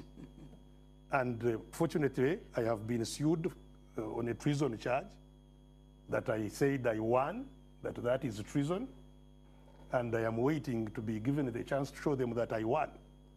They have never brought the case to the High Court up to now. The last time I went to court, I told the court, what are they investigating? If the charge is that I said I won, I am saying so in this court that I won. Good. So that the investigation is end, let's go now to the trial. Good. To show that I won the election. So I'm telling them that the struggle here at home now is a struggle to reassert the will of the people of Uganda. That's the struggle at hand. Very quickly. And that they should integrate with that struggle. Secondly, of course, I was also engaging with our partners out there, influential partners. You went to Chatham House. What is their view of Uganda's, and what were you discussing with them? Well, basically, it was my own take, informing them of the situation as I see it, or as I and my colleagues see it, and what we think, especially the situation of the region, the regional peace and security, what the situation in Uganda holds and reflects in terms of the regional peace and security. Some critics say that, Chatham House, of course, was one of those organizations that helped you people, the so-called bandits, to form an opinion against the then regime, to remove it. But some people would argue, actually critics argue, that that is not sustainable. You want to use outsiders or foreigners to try and push government to change and all that is not sustainable. It doesn't help our situation. Well, first of all, I've always been completely unequivocal in saying that the responsibility of changing the political situation here is squarely on the shoulders of Ugandans, not foreigners. Good. It's our primary responsibility. But we don't live on an island. Okay. We live in an international community. We have a community of nations.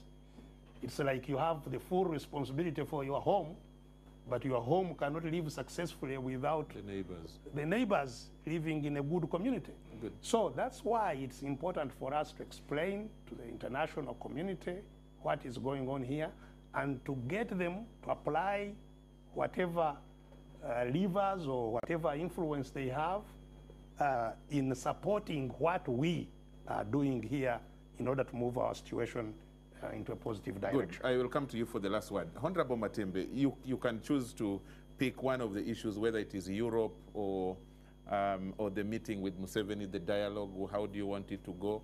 You have heard what he's saying, that police is, you know, with impunity, lawlessly, you know, in a lawless manner, impeding his rights. You know, for me, as I said, that it is not about Besigye. It is about people. The cause. The cause. And I'm talking to the leadership in this country. I have always done. Like Mao said, if you love Uganda and Ugandans for the future of our children and grandchildren, there should be a realization that actually the way we are going is not helping anybody. It's not helping anybody.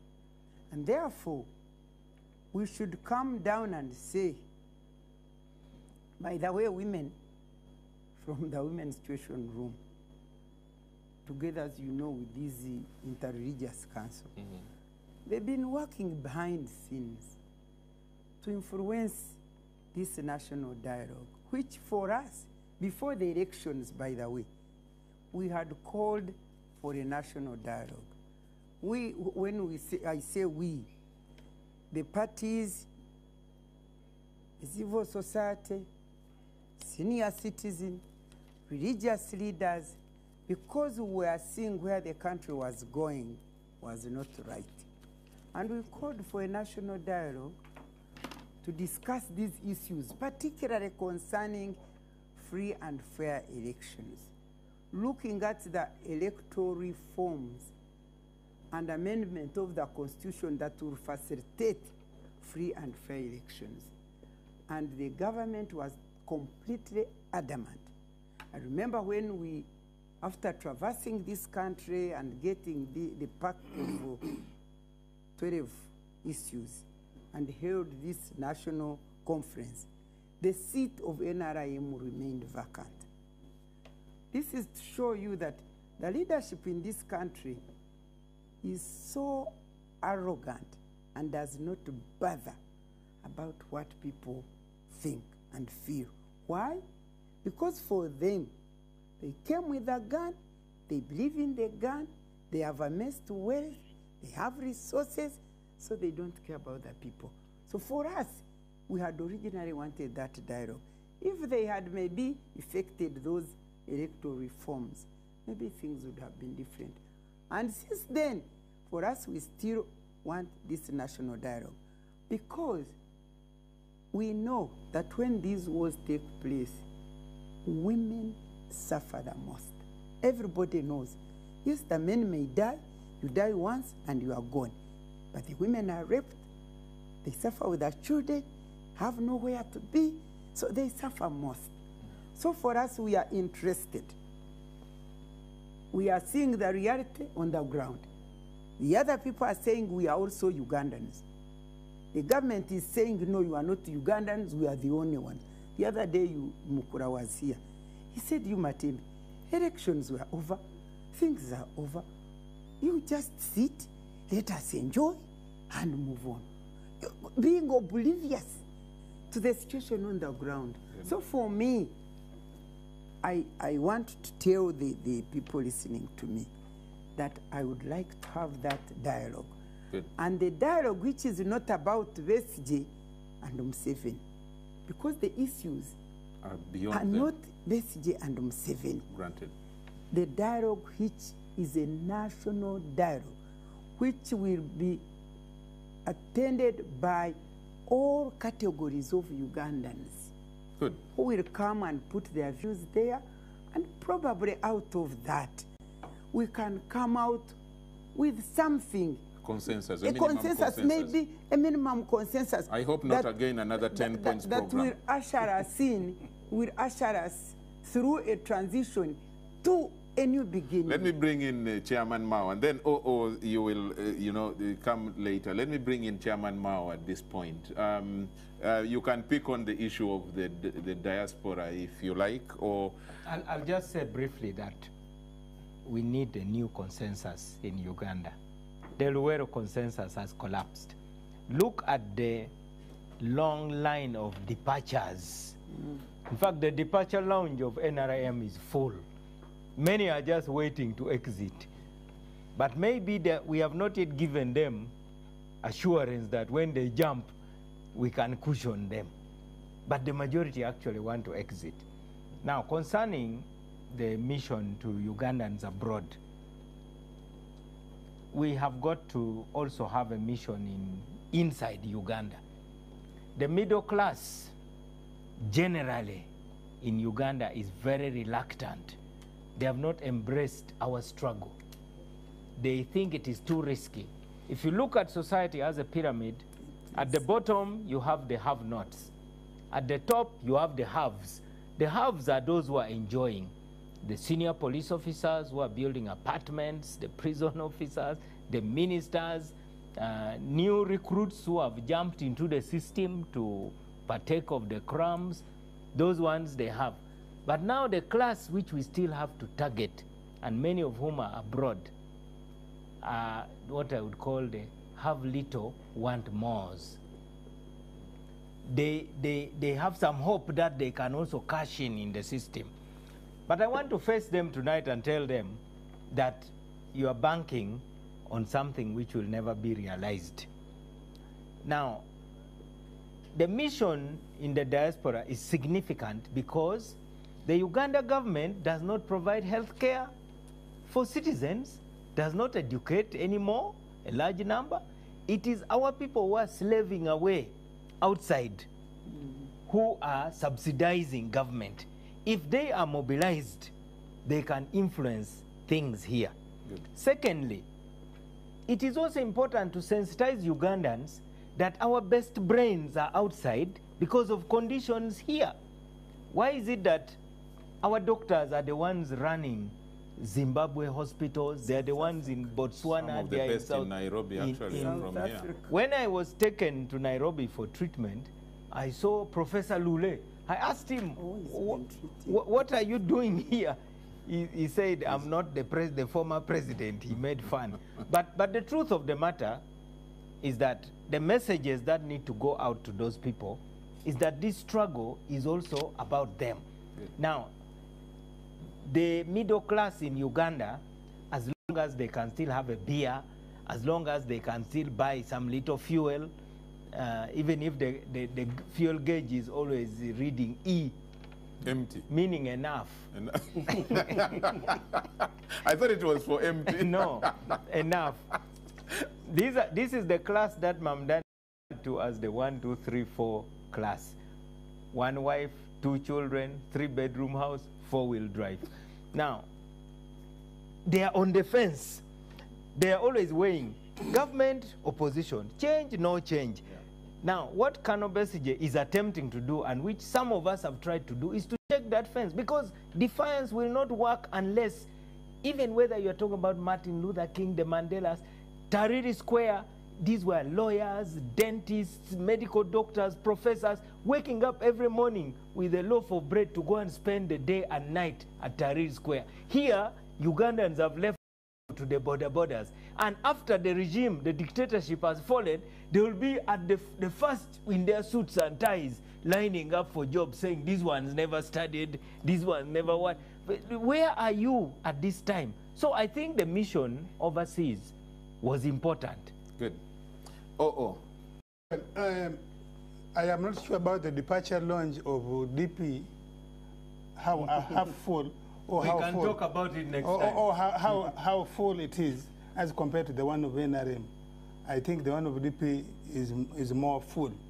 In fact, it is overflowing. The departure launch of DP is overflowing. Actually, many have come back, as you know. The arrival is the one which is full. Well, and now, about Dr. Kizza Besigye choosing to engage more with internal elements or external elements, again, the strategy is his. The NRM takes the view that we shall engage more with the internal people, but also complement it with external. But he's saying that he wants a dialogue here. Well, there is dialogue going on. Unfortunately, Mr. Kizza Besigye, between him and Ndugu Besigye thinks that dialogue only means a genuine dialogue. In my assessment of his views, is that a genuine dialogue is where he is part of the process. Of course, he should be. Yeah. He's a main player. There's already. He has a following, listen, over 3 million. Listen. You asked me. We had a dialogue through the campaign process, which produced the results which is disputing. And when you win election, you just don't make a claim. You don't just make a claim. You are declared. Now, if Mr. Kizza Besigye says he has evidence, I pray very hard that time will come when Mr. Kizza Besigye will put his results on table. All of us will see the results. Don't you accept well, if you believe in the Constitution of Uganda, I would implore you to follow the constitutional framework of Uganda. There's nothing that prevents you, however. But I told you I was unconstitutionally arrested. But you remember, just before election, you said you will never go back to the courts of law in Uganda. Because that's why I was unconstitutionally arrested. You don't believe in it. Anyway, but there's nothing that prevents you by yourself from bringing the evidence you have. Before the media, before the international community you're talking about, you don't have to have a phone and Museveni there to see your results. Adduce the results with or without Mr. Museveni's consent. Adduce them now. Yeah. Then the other issue is very quickly about whether Mr. Kizza Besigye is for peaceful. We are not just starting today. You remember 2001, Mr. Kizza Besigye said he cannot rule out and he cannot condemn people who take up arms. We have challenged Besigye now for 15 years to tell us where James Opoka is when he said he knew where he was. Then, 15 years down the road, we are still waiting for his answers. So, I am glad that if Mr. Kizza Besigye has found out that armed struggle by him can no longer produce the results and he is now for peaceful methods, that is good. But Mr. Kizza Besigye has been in government. He knows that government does not just wake up, does not just exist. There are intelligence. The intelligence may be faulty. And so when government takes action, like the prevention Kawesi is talking about, Mr. Kizza Besigye, I'm sure at the back of his mind, he knows very well that these fellows know what I am doing, and therefore they are what they are doing to contain me. We have already reached... Now, so, but the final thing I really want to say, I think loss 4 times takes a toll. And therefore, I think the posture of Mr. Besigye now is well understood. Desperate. But it shouldn't make you become lethargic, because you know that there are... How many times did this guy of Senegal not lethargic, not lethargic. I'm not lethargic. I am saying I can understand the weight of 4-time loss. I want now to... We have only 2 minutes. I want to bring in Andrew Kawesi and Doctor, but I want to do something different. Very quickly, you ask a question to Doctor. You ask him any question and then make final remark. Maybe the question I can ask him, because he seems to be arguing that we have made him a prisoner in his home, into so. And that you are a rogue force. And that we are a rogue force. What's the question? The question is, has he ever asked himself why occasionally we allow him out freely? Please respond, Doctor. No. Let me just come Imagine allow me to get out of my house. Occasionally. Look here. Occasionally stop him, and occasionally allow him out as he. We put it to him. You do him a favor occasionally. Well, it's not. He knows why we put him, and he must really have asked himself why we do so. And this is the position we have maintained, that provided we have all intelligence. So you answer the question. You get it? We shall do this. So I just wanted you, because you are the assumption. I mean what you are trying to portray here is that you are never given the freedom to move out of your home. Yeah, Doctor, you answered. And you are here. Actually, occasionally, in any case, you are here. Right now, you are here. Has anybody stopped you? Yes, you see, I think what he has just said sums up what this regime is. They think that rights are privileges. Yes. You know, they think that, if he say you are even here, you know, so Then during the day you moved out. You moved out. If I can move out of my home, I should be grateful that, occasionally they allow me out of my home. Now, the reason they are doing that is quite obviously very simple. This is part of a political machine of a dictator. Its primary objective is regime survival. It's to protect the dictator. And that is why it doesn't matter what is going on elsewhere.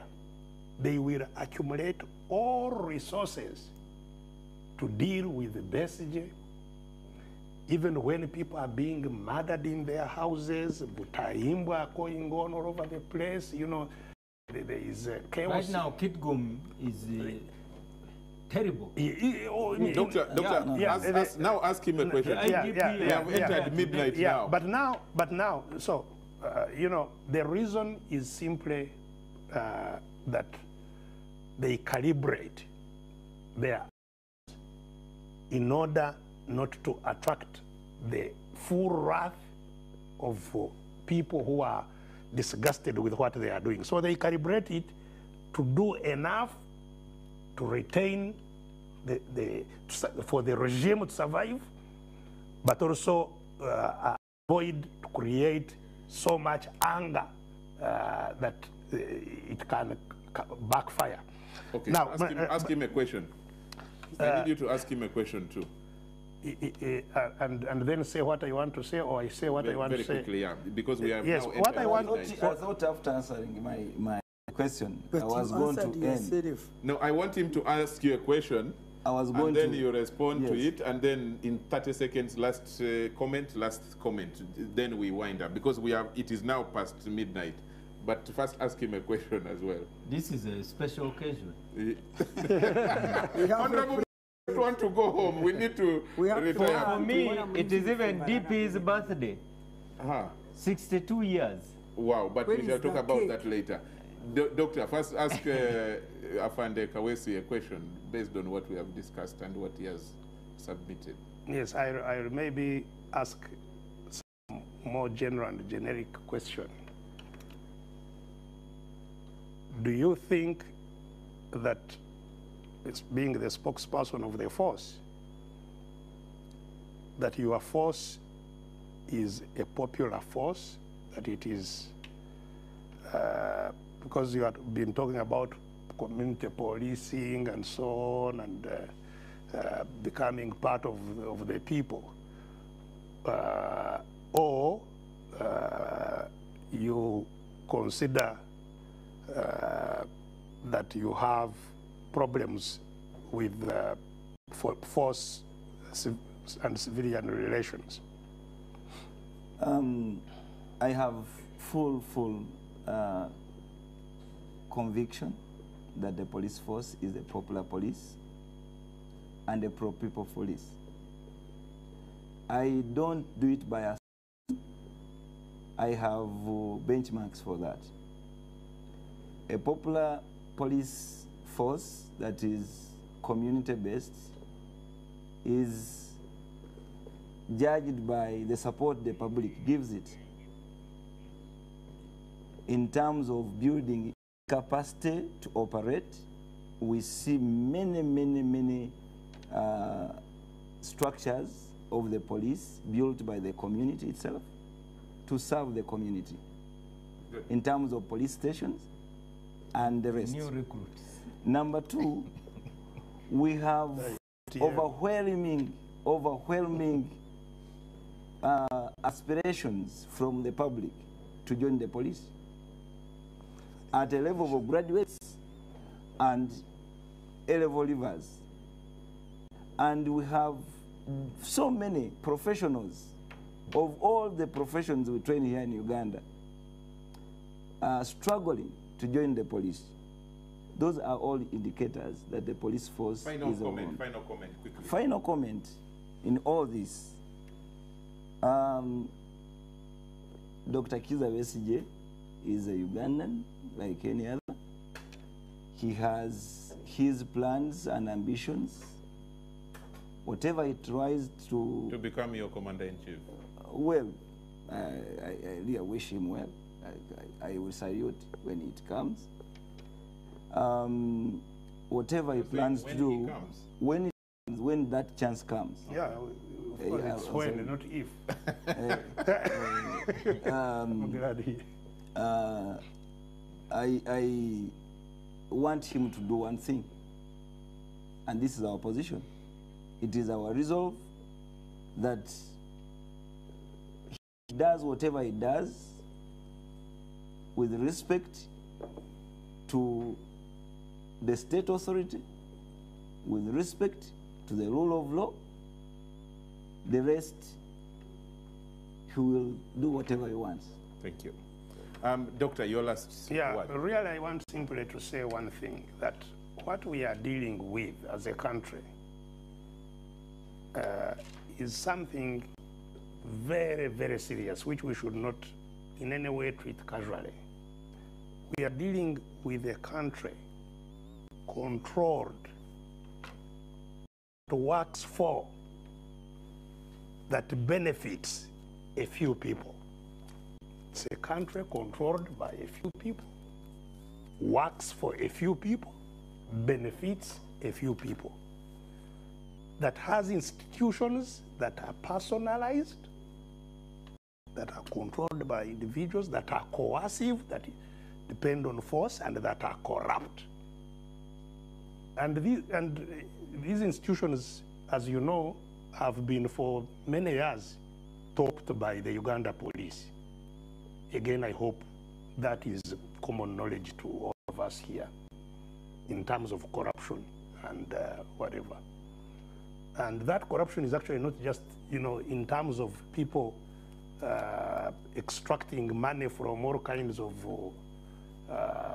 citizens, which is why, of course, the unemployed people, 80% of youth who are unemployed would be happy to join you in order to also find access to some of those opportunities, if you call them opportunities. Now, this is the crux of the matter. As long as you have injustice anywhere, you will have conflict.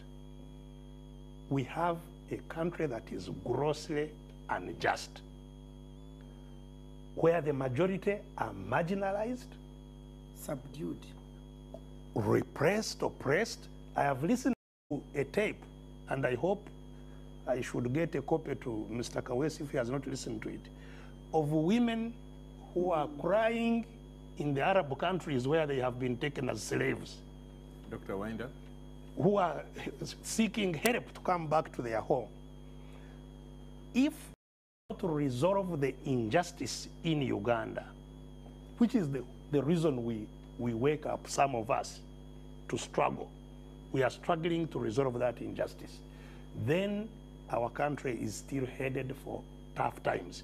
Good. And, you know, just to wind up, someone here, my neighbor, talked about armed struggle, that I have never denounced it.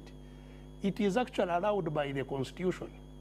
And of course, it brought your boss into Article 2 into office. But it is allowed by the Constitution. The Constitution of Uganda allows people to use all means available when you have a regime that is violating the Constitution, that is abrogating the Constitution, that is conducting all these things.